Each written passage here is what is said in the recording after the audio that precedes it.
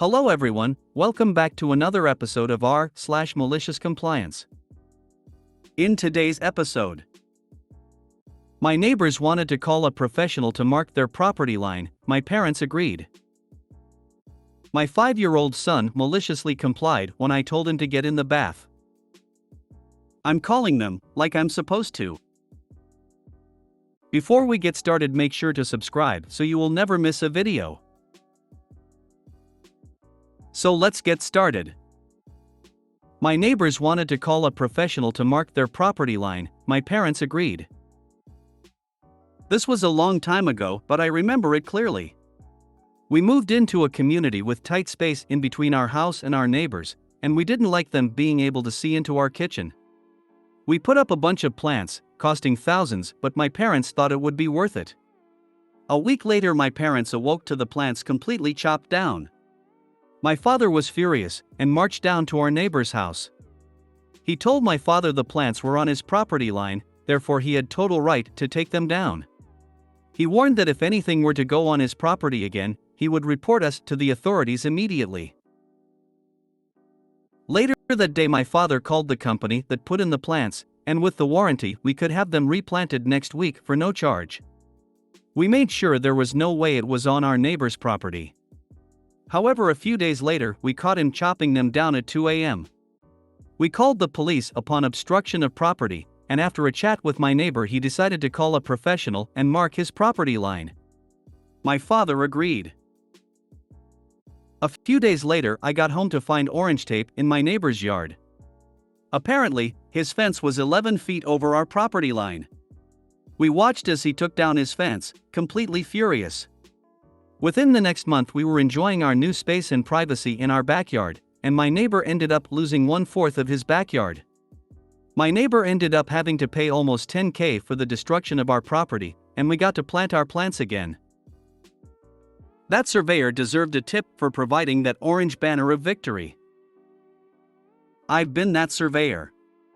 No tip could possibly compare with the joy of telling some belligerent and stupid property owner/client that their fence was that far over the line and knowing it will have to be removed and replaced. The kind of tip where you invite them to the celebratory "we have a bigger backyard" barbecue. Something similar happened to my parents last year. New neighbor bought the house beside ours, started doing rentals without permits, but that's a whole other story, and complained that our fence was on his property, and that the new stone walkway leading to the back my stepdad had built the previous summer needed to get dug up and removed along with the fence. My parents tried to reason with him, explaining that all the landlines in the area are all crooked, and that everything had been this way for 30+ years without issue. He wouldn't hear of it and insisted on the removal, so my mom called the city and requested a new eval after fighting with this guy for months. Turns out, not only was the fence on our land, but his new one was on ours as well. His back fence was on the land of the backyard neighbor and same on the other side. My mom got the 3 other houses that bordered his to all get evals as well, so in the end he lost almost half his yard to the surrounding houses. Justice is so very sweet. When I first got out of high school, I worked for a land surveyor. This kind of dispute is very common. We had lots of cases where we would have to testify in court, and often a homeowner would be out pulling our locating pins out of the ground nearly as soon as we'd put them in. I told one guy, "It's fine, the ones that the town put in are still there, we can always put ours back." Next thing you know, he's out digging up the granite monument in the street. The police have no sense of humor about that. Defacing land survey monuments is technically a federal crime. If you do it accidentally, it isn't usually a problem, but intentionally ripping out monument stones? I'd imagine the police were indeed not amused. Same happened to me when I was a kid. There was a wooden fence between our house and the neighbors. My cousin and I were playing on it, and the guy came outside and cursed us out. Told us if he caught us little shits on his property again, there would be hell to pay. I was like 8 years old. I probably was a little shit, but we went inside and told my dad. He got pissed off and went to the guy's front door, and they argued over where the property line was. My dad actually built the fence himself years before the neighbor bought their house. My dad called a surveyor. The guy's driveway was between his house and the fence. The property pin was buried about a foot into the guy's driveway. My dad moved the fence the following weekend. The guy couldn't use his driveway. He had to move his concrete retaining wall so he could have just enough room to open his car door. They put up a for sale sign a couple of months later. When the person you threaten to call someone on says go on do it, you better watch out. Narrator, that's when Steve realized he messed up, but nothing could be done. How has no one talked about how absolutely crazy that neighbor is? Instead of handling this like an adult and going to talk to your new neighbors to sort this out, you sneak out at 2 a.m. and cut them down. Who the hell thinks like that? People are something else. Exactly my thought. Like he was trying to pick a fight. My guess is that if it hadn't been about the plants, he would have found something else to make a fuss about. My parents recently got in a spat with a neighbor over a similar issue. My folks had cleared out some of the neighbor's brush and the neighbor threw a fit. The neighbor worked for a legal firm, and she used her company's letterhead, without permission from their company, to try and send a threatening notice over the value of the destroyed plants. They referenced a law written to protect trees, not weeds. They would have been entitled to 3x the cost of the destroyed shrubbery, which would have been around $0. She also delivered it to the mailbox herself, which is illegal. They had a surveyor find the property line, and when it came up 2 to 3 feet too short, they moved. As a first-time homeowner who is about to take down a faulty fence, this hits home. I'm glad my neighbors are decent because I'd hate for them to fight me tooth and nail over this. Grats on the bigger yard. My 5-year-old son maliciously complied when I told him to get in the bath. I'm a father to a 6-year-old boy and, like many parents, my wife and I have a system for his nightly routine. One of us does the bath and pre-bedtime tasks and the other reads the bedtime story and sits with him for a few minutes while he falls asleep. This particular story unfolds on a night about a year ago when he was 5. It was my turn to handle the bath and pre-bedtime routine. It was just another evening in our household. We had finished our dinner, and it was time for my son's bath. The process was always the same. He would pee, undress, and then hop into the bath. My son, being a typical 5-year-old, loved to stall any process that he could. On this particular evening, he was undressing at a pace that would make a sloth look speedy, all the while trying, and failing, to suppress his laughter. I had a pile of work waiting for me, and my patience was wearing thin. I needed him to get in the bath so I could finish up my work for the day. He had managed to take off everything but his socks when I finally lost my patience. Please just get in the bath, I pleaded, hoping to expedite the process. He looked at me, a mischievous glint in his eyes, and said, "Okay, if you say so." He then moved to step into the bath, pausing just long enough for me to notice that his socks were still on his feet. He was standing there, one foot on the bathroom floor, hands gripping the edge of the tub, and the other foot hovering just above the water. The pose was oddly reminiscent of a dog peeing on a fire hydrant. As I opened my mouth to point out his still-socked feet, he plunged his foot into the water, quickly followed by the other. He stood there, both sock-clad feet soaking in the bathwater, looking up at me with the biggest grin on his face. I was dumbstruck for a moment before he said, "You told me to get in, so I got in." The absurdity of the situation hit us both at the same time, and we burst into laughter. The teenage years are going to be interesting at your house. Not sure if we should laugh or cry for you knowing what's headed your way. Not sure if we should laugh or cry for you knowing what's headed your way. Yes. You laugh until you cry. Or cry until you laugh. Both work. Personally, I laugh so I don't cry. I'm not even mad. This kid is going to appreciate dad jokes. Future king of the "I'm not in your room" quip, I suspect. Oh boy, get ready, lol. We called this letter of the law. He is going to have you rethinking rules, boundaries, chores, etc. to see if you've left a loophole. And if you have, he will find it. My son was so good at this, we teetered between exasperation and admiration. If you persist in not interpreting things the way you know they are intended, we will have to micromanage you. You really don't want that. Mom loves micromanaging, but we would rather you be responsible on your own. My dad would tell me to quit being a Philadelphia lawyer whenever I would pull stuff like this. Kids can be such adorable little turds. That's kids. Mine would take a bath/shower, but when I get near boy still smelled, his answer was you didn't say I had to use soap, so I got and took a shower, got out. Ah. He is 19, I still randomly ask him if he remembered to use soap. When I was young, my parents told me to get in the bath.